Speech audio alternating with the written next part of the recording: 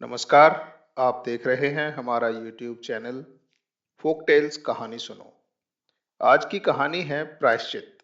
ये कहानी मुंशी प्रेमचंद द्वारा लिखी गई है। दफ्तर में जरा देर से आना अफसरों की शान है। जितना ही बड़ा अधिकारी होता है उतनी ही देर में आता है और उतने ही सवेरे जाता भी है। चपरासी की हाजिरी 24 घंटे की। वह छुट्टी भी नहीं जा सकता। अपना एवज देना पड़ता है। खैर, जब बरेली जिला बोर्ड के हेड क्लर्क बाबू मदारी लाल 11 बजे दफ्तर आए, तब मानो दफ्तर नींद से जाग उठा। चपरासी ने दौड़कर बैलगाड़ी ली, अर्दली ने दौड़कर कमरे की चिक उठा दी और जमादार ने डाक की किस्त मेज पर लाकर रख दी। मदारी लाल ने पहला ही सरकारी लिफाफा खोला था कि उनका रंग फक हो गया। वे कई मिनट तक आश्चर्यवान्वित हालत में खड़े रहे, मानो सारी ज्ञानेंद्रियां शिथिल हो गई हों। मदारी लाल पर अब से पहले कई बार बड़े बड़े आघात हो चुके थे, पर इतने बदहवास वे कभी न हुए थे। बात यह थी कि बोर्ड के सेक्रेटरी की जो जगह 1 महीने से खाली थी, सरकार ने सुबोध चंद्र को वह जगह दे दी थी। और सुबोध चंद्र वह व्यक्ति था जिसके नाम से ही मदारी लाल को घृणा थी। वह सुबोध चंद्र जो मदारी लाल का सहपाठी था, जिसे गिराने की उन्होंने कितनी ही चेष्टा की पर कभी सफल ना हुए थे, वही सुबोध आज उनका अफसर होकर आ रहा था। सुबोध की इधर कई सालों से कोई खबर न थी। इतना मालूम था कि वह फौज में भर्ती हो गया था। मदारी लाल ने समझा वहीं मर गया होगा, पर आज वह मानो जी उठा और सेक्रेटरी होकर आ रहा था। मदारी लाल को उसकी मातहती में काम करना पड़ेगा। इस अपमान से तो मर जाना कहीं अच्छा था। सुबोध को स्कूल और कॉलेज की सारी बातें अवश्य ही याद होंगी।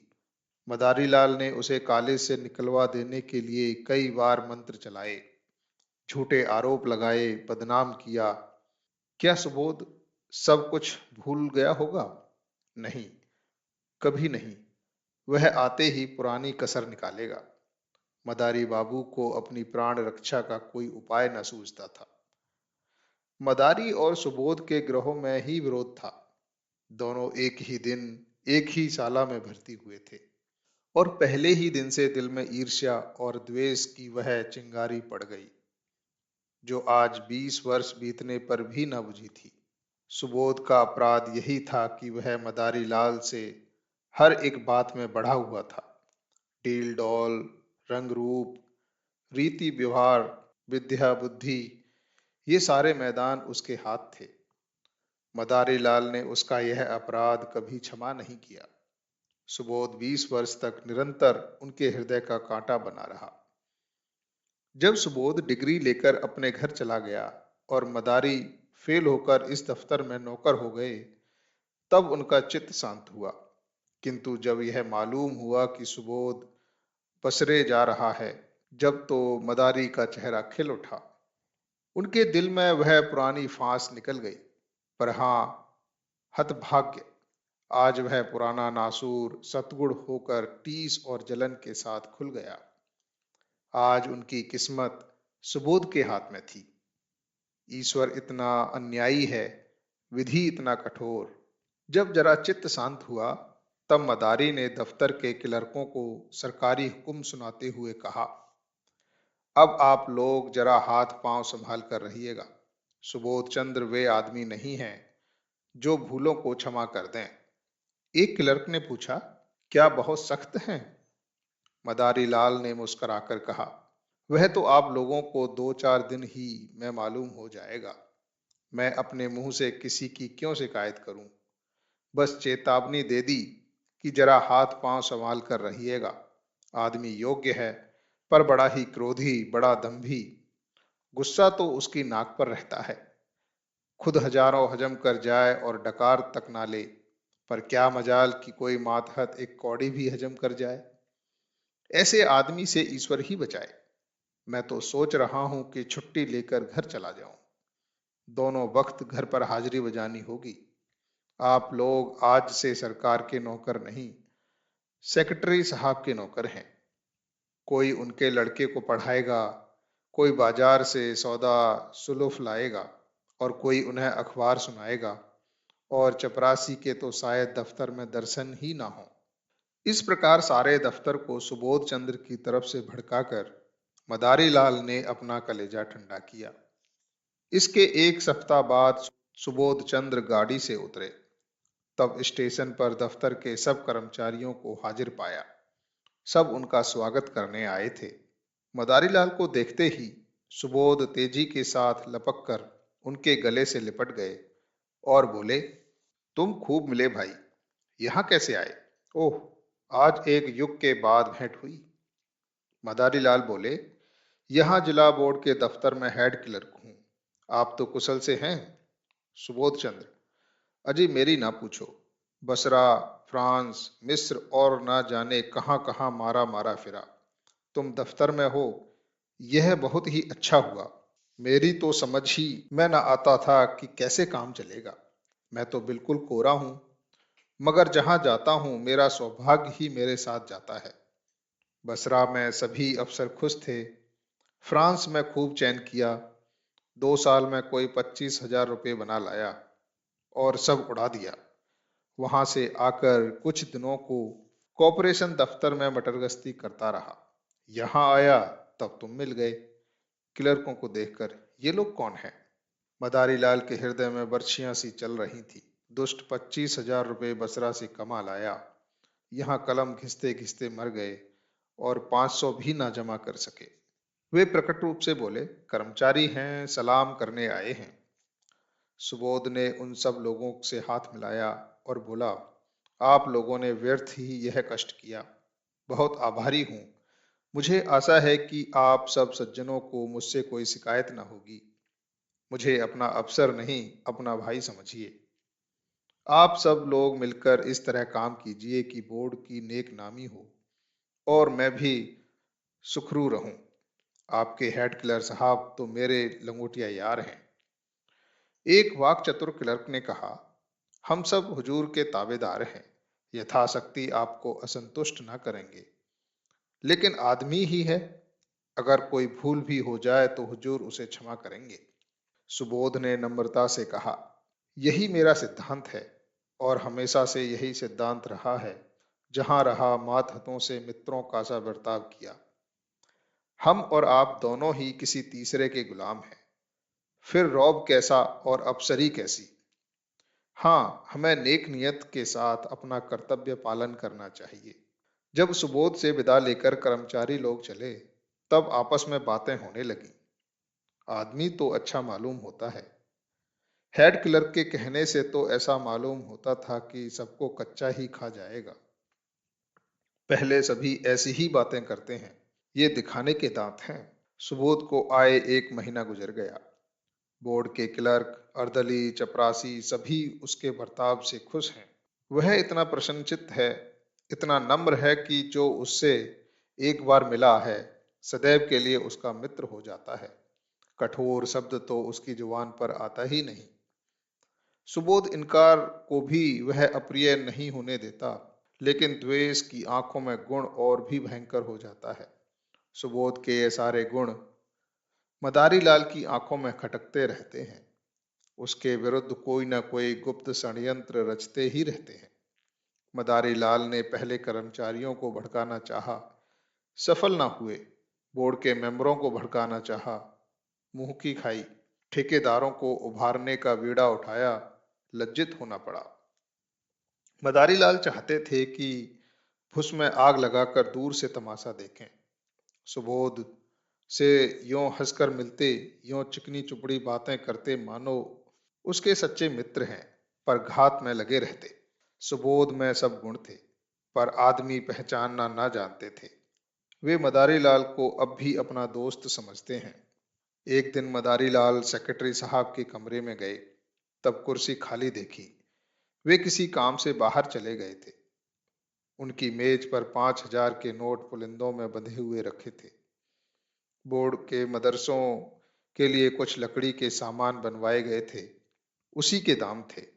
ठेकेदार वसूली के लिए बुलाया गया था आज ही सेक्रेटरी साहब ने चेक भेजकर खजाने से रुपए मंगवाए थे। मदारी लाल ने बरामदे से झांक कर देखा, सुबोध का कहीं पता नहीं। उसकी नीयत बदल गई। मदारी लाल की ईर्ष्या में लोभ का सम्मिश्रण हो गया। कांपते हुए हाथों से पुलंदे उठाए, पतलून की दोनों जेबों में भरकर तुरंत कमरे से निकले और चपरासी को पुकार कर बोले, बाबूजी भीतर हैं? चपरासी आप ठेकेदार से कुछ वसूलने की खुशी में फूला हुआ था। सामने वाले तमोली के दुकान से आकर बोला, जी नहीं, कचहरी में किसी से बातें कर रहे हैं, अभी अभी तो यहाँ से गए हैं। मदारी लाल ने दफ्तर में आकर एक क्लर्क से कहा, यह मिसिल ले जाकर सेक्रेटरी साहब को दिखाओ। क्लर्क मिसिल लेकर चला गया। जरा देर में लौटकर बोला, सेक्रेटरी साहब कमरे में न थे, फाइल मेज पर रख आया हूँ। मदारी लाल ने मुंह सिकोड़कर कहा, कमरा छोड़कर कहाँ चले जाया करते हैं, किसी दिन धोखा उठाएंगे। क्लर्क ने कहा, उनके कमरे में दफ्तर वालों के सिवा और जाता ही कौन है? मदारी लाल ने तीव्र स्वर में कहा, तो क्या दफ्तर वाले सबके सब देवता हैं? कब किसकी नीयत बदल जाए कोई नहीं कह सकता। मैंने छोटी छोटी रकमों पर अच्छों अच्छों की नीयतें बदलते देखी हैं। इस वक्त हम सभी साह हैं, लेकिन अवसर पाकर शायद ही कोई चूके। मनुष्य की यही प्रकृति है। आप जाकर उनके कमरे के दोनों दरवाजे बंद कर दीजिए। क्लर्क ने टाल कर कहा, चपरासी तो दरवाजे पर बैठा हुआ है। मदारी लाल ने झुंझलाकर कहा, आपसे मैं जो कहता हूं वह कीजिए। कहने लगे, चपरासी बैठा हुआ है। चपरासी कोई ऋषि है, मुनि है? चपरासी ही कुछ उड़ा दे तो क्या उसका क्या कर लेंगे? जमानत भी है तो 300 की। यहाँ एक एक कागज लाखों का है।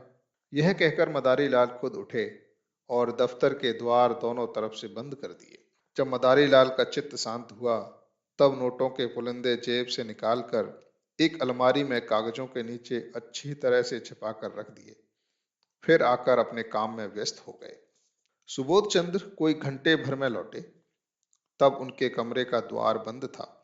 दफ्तर में आकर मुस्कुराते हुए बोले, मेरा कमरा किसने बंद कर दिया भाई? क्या मेरी बेदखली हो गई? मदारी लाल ने खड़े होकर मृद तिरस्कार दिखाते हुए कहा, साहब गुस्ताखी माफ हो। आप जब कभी बाहर जाएं, चाहे 1 मिनट के लिए ही क्यों ना हो, तब दरवाजा बंद कर दिया करें।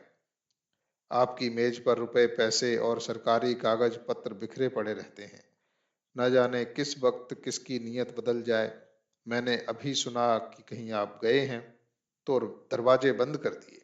सुबोध चंद्र द्वार खोलकर कमरे में गए और सिगार पीने लगे। मेज पर नोट रखे हुए हैं, इसकी खबर ही न थी। सहसा ठेकेदार ने आकर सलाम किया तो सुबोध कुर्सी से उठ बैठे और बोले, तुमने बहुत देर कर दी, तुम्हारा ही इंतजार कर रहा था। 10 ही बजे रुपए मंगवा लिए थे, रसीद लिखवा लाए हो ना? ठेकेदार, हुजूर रसीद लिखवा लाया हूं। सुबोध चंद्र, तो अपने रुपए ले जाओ। तुम्हारे काम से मैं बहुत खुश नहीं हूं। लकड़ी तुमने अच्छी नहीं लगाई और काम में सफाई भी नहीं है। अगर ऐसा काम फिर करोगे तो ठेकेदारों के रजिस्टर से तुम्हारा नाम हमेशा के लिए निकाल दिया जाएगा। यह कहकर सुबोध ने मेज पर निगाह डाली। वहां नोटों के पुलंदे ना थे। सोचा शायद किसी फाइल के नीचे दब गए हों। कुर्सी के समीप के सब कागज उलट पुलट डाले, मगर नोटों का कहीं पता नहीं। हैं, नोट कहाँ गए? अभी तो मैंने यहीं रख दिए थे, जा कहाँ सकते हैं? सुबोध बार बार फिर फाइलों को उलटने पुलटने लगे। दिल में जरा जरा धड़कन होने लगी। सारी मेज के कागज छान डाले, पुलिंदों का पता नहीं। तब वे कुर्सी पर बैठकर इस आधे घंटे में होने वाली घटनाओं की मन में आलोचना करने लगे।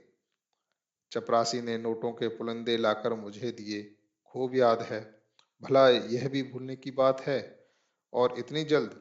मैंने नोटों को लेकर यहीं मेज पर रख दिया, गिना तक नहीं।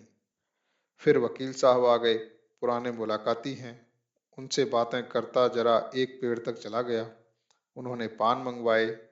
बस इतनी ही देर हुई। जब गया हूं तब पुलंदे रखे हुए थे, खूब अच्छी तरह याद है। तब ये नोट कहाँ गायब हो गए? मैंने किसी संदूक, दराज या अलमारी में नहीं रखे। फिर गए तो कहाँ? शायद दफ्तर में किसी ने सावधानी के लिए उठाकर रख दिए हों। यही बात है। मैं व्यर्थ ही इतना घबरा गया हूँ। छी। तुरंत दफ्तर में आकर मदारी लाल से बोले, आपने मेरी मेज पर से नोट तो उठाकर नहीं रख दिए?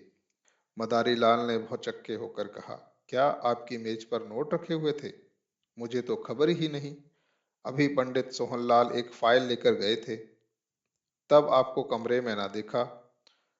जब मुझे मालूम हुआ कि आप किसी से बातें करने चले गए हैं, तब दरवाजे बंद करा दिए। क्या आपको कुछ नोट नहीं मिल रहे? सुबोध आंखें फैलाकर बोले, अरे साहब, पूरे 5,000 के हैं। अभी अभी चेक बनाया है। मदारी लाल ने सिर पीट कर कहा, पूरे 5,000?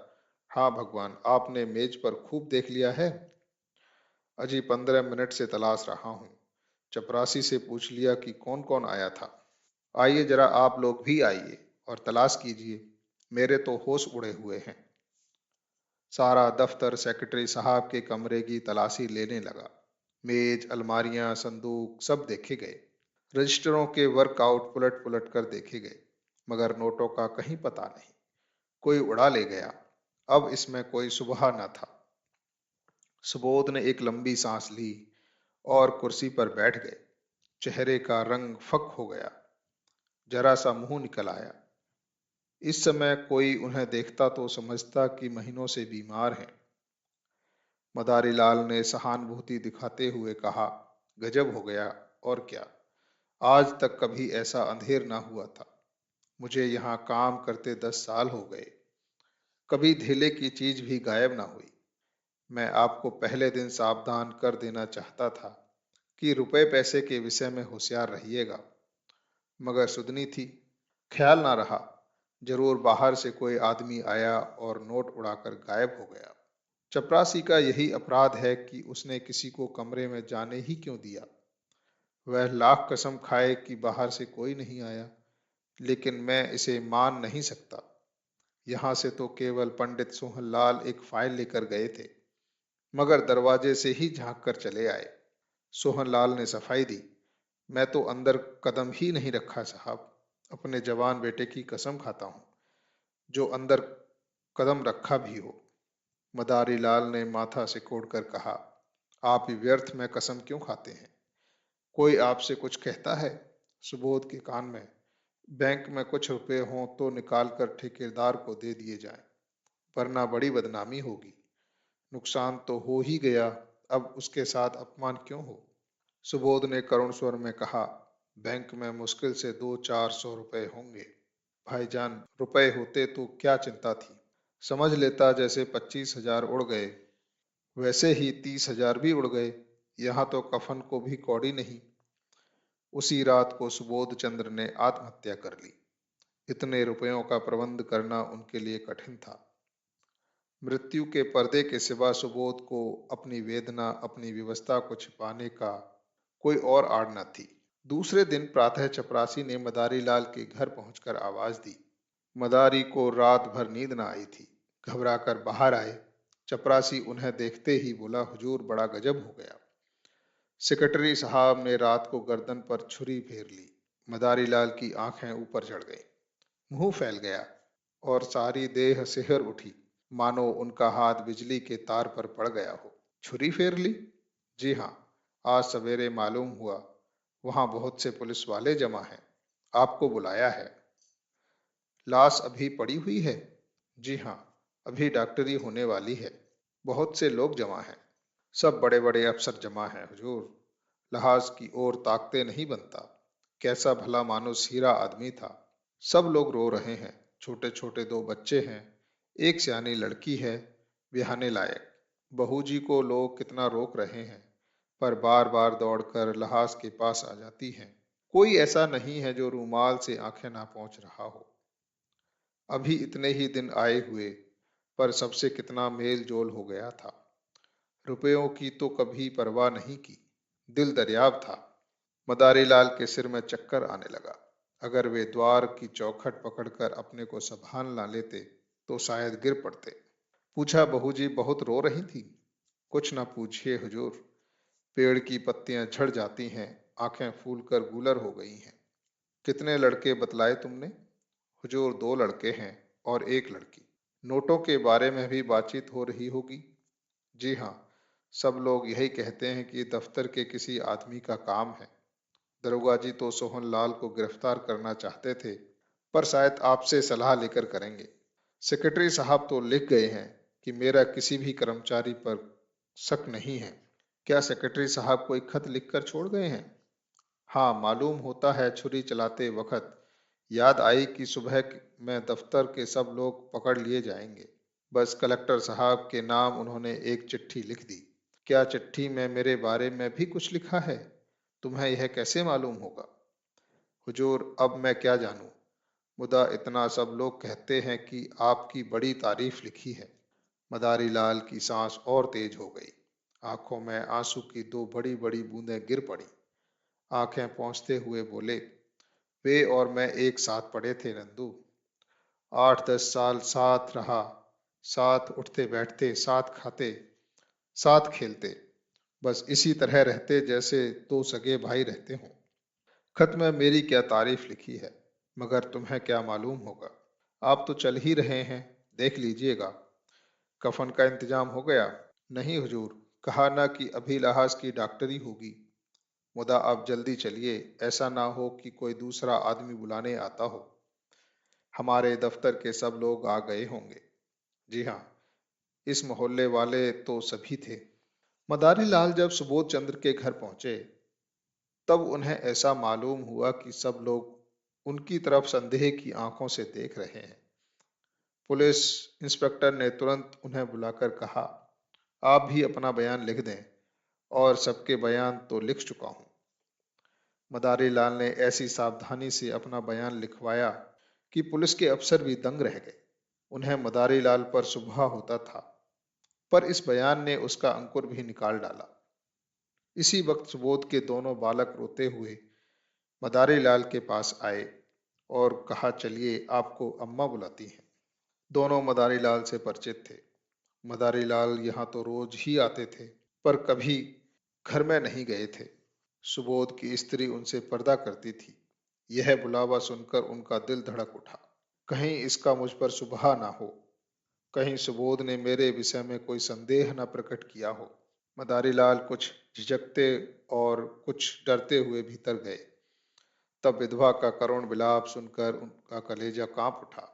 इन्हें देखते ही इस अबला के आंसुओं का कोई दूसरा स्रोत खुल गया और लड़की तो दौड़कर उनके पैरों से लिपट गई। दोनों लड़कों ने भी घेर लिया। मदारी लाल को उन तीनों की आंखों में ऐसी अथाह वेदना, ऐसी विदारक याचना भरी हुई मालूम हुई कि वे उनकी ओर देख ना सके। उनकी आत्मा उन्हें धिक्कारने लगी। जिन विचारों को उन पर इतना विश्वास, इतना भरोसा, इतनी आत्मीयता, इतना स्नेह था, उन्हीं की गर्दन पर उन्होंने छुरी फेरी।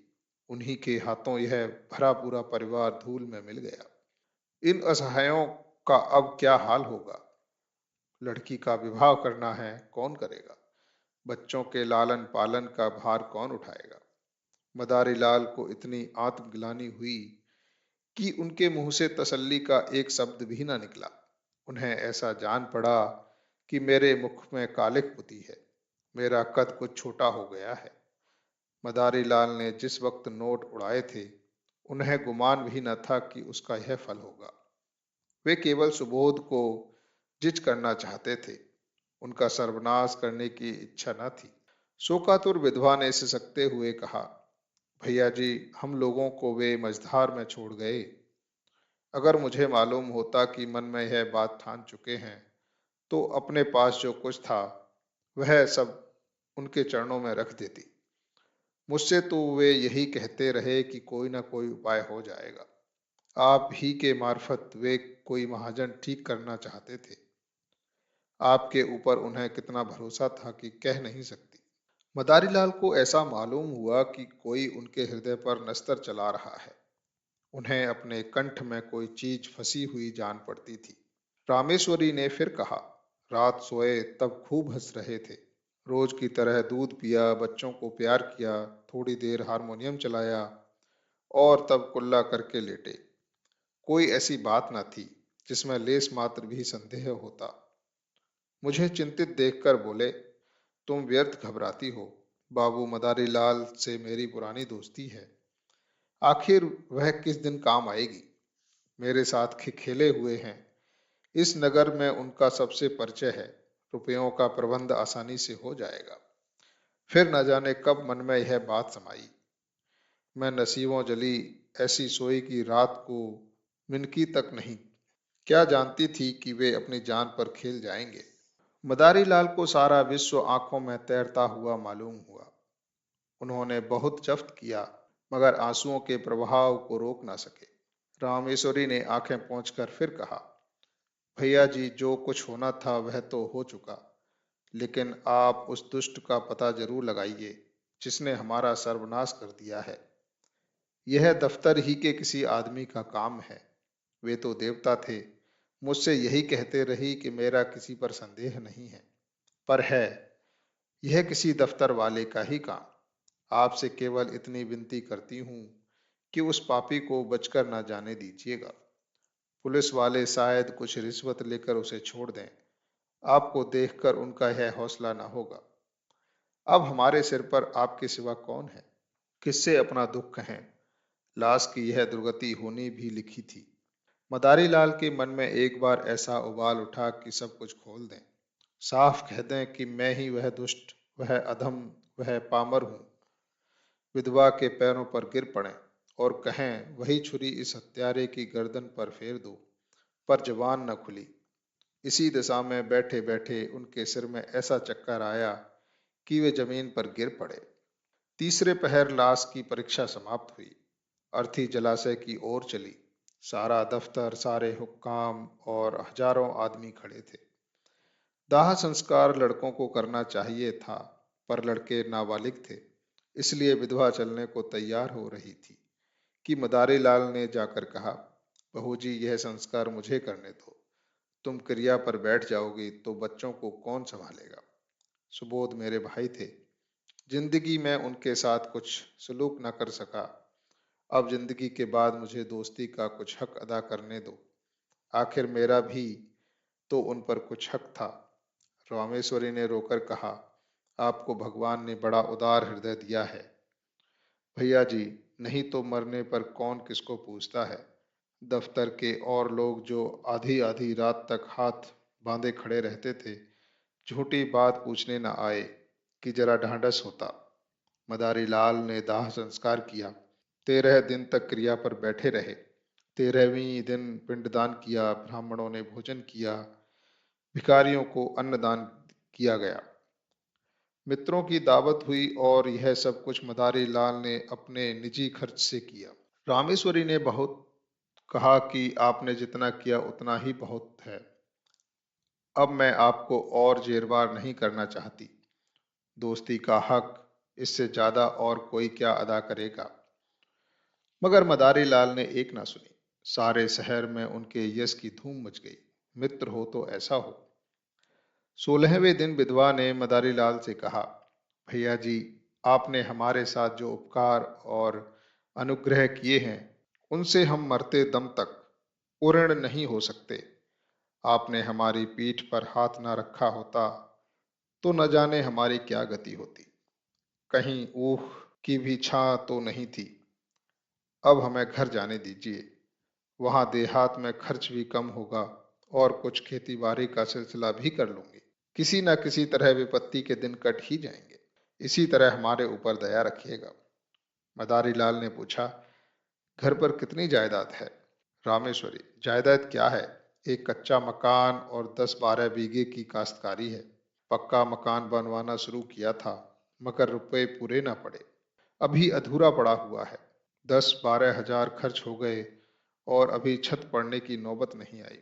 मदारी लाल, क्या कुछ रुपए बैंक में जमा हैं या बस खेती का ही सहारा है। विधवा, जमा तो एक पाई भी नहीं है भैया जी। उनके हाथ में रुपए रहने ही नहीं पाते थे। बस वही खेती का सहारा है। मदारी लाल, तो उन खेतों में इतनी पैदावार हो जाएगी कि लगान भी अदा हो जाए और तुम लोगों की गुजर बसर भी हो। रामेश्वरी, और कर ही क्या सकते हैं भैया जी। किसी न किसी तरह जिंदगी तो काटनी ही है। बच्चे ना होते तो मैं जहर खा लेती। मदारी लाल, और अभी बेटी का विवाह भी तो करना है। विधवा, उसके विवाह की अब कोई चिंता नहीं। किसानों में ऐसे बहुत से मिल जाएंगे जो बिना कुछ लिए दिए विवाह कर लेंगे। मदारी लाल ने एक क्षण सोचकर कहा, अगर मैं कुछ सलाह दूं तो उसे मानेंगी आप? रामेश्वरी, भैया जी, आपकी सलाह न मानूंगी तो किसकी सलाह मानूंगी? और दूसरा है ही कौन? मदारी लाल, तो आप अपने घर जाने के बदले मेरे घर चलिए। जैसे मेरे बच्चे रहेंगे वैसे ही आपके भी रहेंगे। आपको कष्ट ना होगा। ईश्वर ने चाहा तो कन्या का विवाह भी किसी अच्छे कुल में हो जाएगा। विधवा की आंखें सजल हो गईं। बोली, मगर भैया जी सोचिए। मदारी लाल ने बात काट कर कहा, मैं कुछ न सोचूंगा और ना कोई उज्र सुनूंगा। क्या दो भाइयों के परिवार एक साथ नहीं रहते? सुबोध को मैं अपना भाई समझता था और हमेशा समझूंगा। विधवा का कोई उज्र ना सुना गया। मदारी लाल सबको अपने साथ ले गए और आज 10 साल से उनका पालन कर रहे हैं। सुबोध के दोनों बच्चे कॉलेज में पढ़ते हैं और कन्या का एक प्रतिष्ठित कुल में विवाह हो गया। मदारी लाल और उनकी स्त्री तन मन से रामेश्वरी की सेवा करते हैं और उनके इशारों पर चलते हैं। मदारी लाल सेवा से अपने पाप का प्रायश्चित कर रहे हैं। उम्मीद करता हूँ ये कहानी आपको पसंद आई होगी। ऐसी ही और कहानियाँ सुनने के लिए चैनल को सब्सक्राइब कीजिए, लाइक कीजिए, शेयर कीजिए। मिलते हैं एक ऐसी ही कहानी के साथ अगले वीडियो में। धन्यवाद।